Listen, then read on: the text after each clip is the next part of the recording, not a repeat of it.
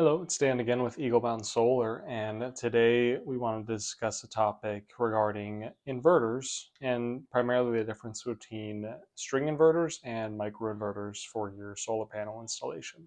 This is something that solar installers usually won't discuss with you or may not go over very well. They tend to talk more about the solar panel itself and not as much about the inverter. So to start, just so you know, you have the solar panel first, which is what takes in the sun energy. And then you need the inverter to convert that DC energy into AC energy that you can then use in the home. So the two main pieces of equipment in your solar system is this panel and the inverter. And sometimes, of course, you have a solar battery as well. And this is important to know just because there are certain instances where a microinverter or a string inverter may be better or worse, depending on your situation for the install. A microinverter is exactly as it sounds. It's a small individual inverter that you have on each panel that essentially makes the panel independent from the rest. What this can do is 1, maximize energy production, 2, provide greater flexibility as far as design, 3, easier monitoring and maintenance because you can actually track the production of each individual panel and see when something goes wrong. And 4, you can even have some increased safety just because there's lower voltages that it operates on. The main cons of a microinverter is mainly the cost. So it is going to be a little bit more expensive to do a microinverter. And this gets more and more expensive the larger your system is. So for large scale or commercial projects, it makes it a little bit inefficient to do microinverters versus having a central string inverter. Another issue with it is since you have more parts to work with, there's greater potential for something to go wrong on one of the individual inverters. Nice thing is that, at least with us here at Eagle Mountain Power, we have a 30-year product warranty as well as workmanship.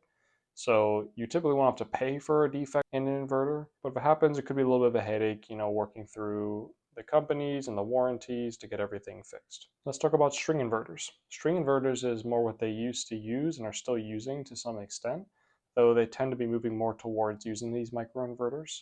In this setup, multiple panels are connected in a series or a string to a centralized inverter, which then converts that collective DC energy to AC energy for the home instead of on an individual panel basis. Some pros of a string inverter is 1, that you have a lower cost for the product. 2, it's a simpler design. There's less issues that can arise from it and a faster install. 3, they've been around for a while, so it's pretty proven technology.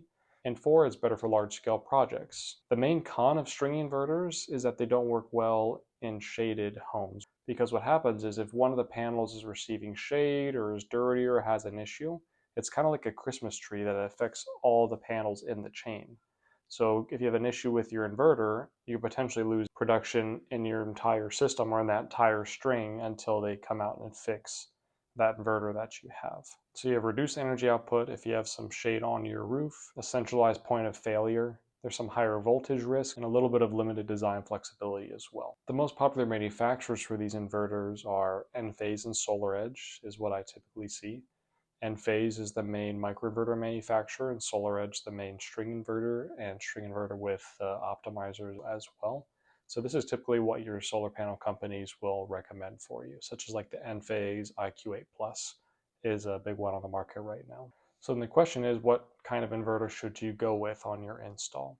And I usually say in the majority of cases, if you can afford it, the microinverter is going to be a better choice for you, because most residential installs aren't going to be so big that it makes that huge of a difference. You could be talking an extra $1,000, $2,000 on a $30,000, $40,000 project.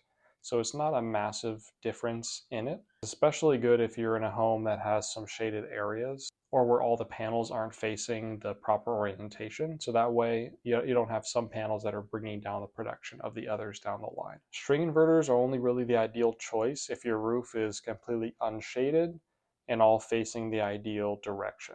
Because in this case, there's not much of a benefit to bring on the microinverters other than just being able to monitor them more effectively. And it's going to help bring down your costs a little bit as well.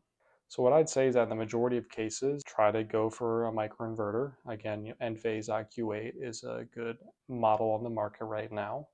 But if you're looking to save a few bucks and you have a great roof for solar in the first place, it may not be a bad idea just to go with a true and tested string inverter like most companies have been using for a while. If you have any other questions about inverters or about solar in general, please just comment below and I'll be sure to either answer or maybe make a video about it. And if you'd like to get a personalized quote for your home, please check out eaglemountainsolar.com or just go to the link in our bio or in this description, and then we'd be able to help you out as well. So thanks for watching my video.